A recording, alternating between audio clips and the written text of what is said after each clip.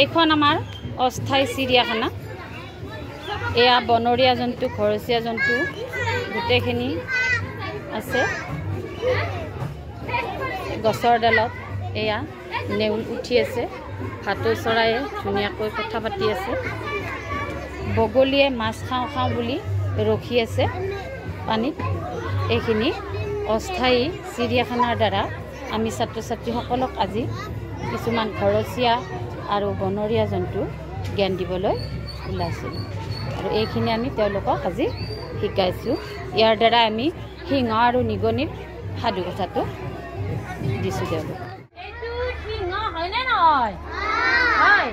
এয়া সিংহই টোপনি মাৰি আছে। টোপনি মাৰি থাকোঁতে এইফালে নিগনিয়ে গৈছে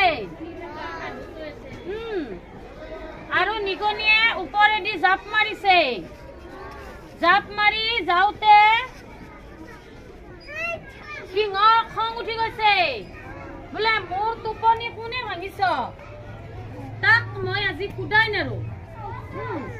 তেতিয়া নিগনিয়ে কৈছে, মহাৰাজ মোক ক্ষমা কৰি দিব, মই আপোনাক কেতিয়াবা সহায় কৰি দিম।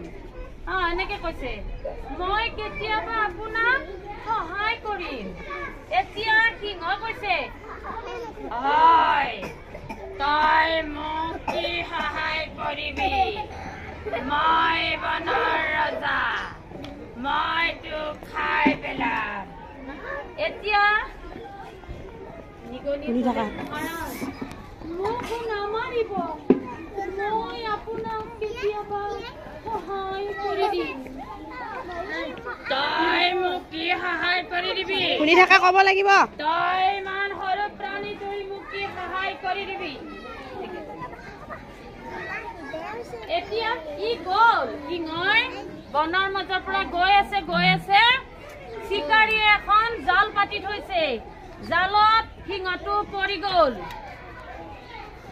সিংহটো পৰি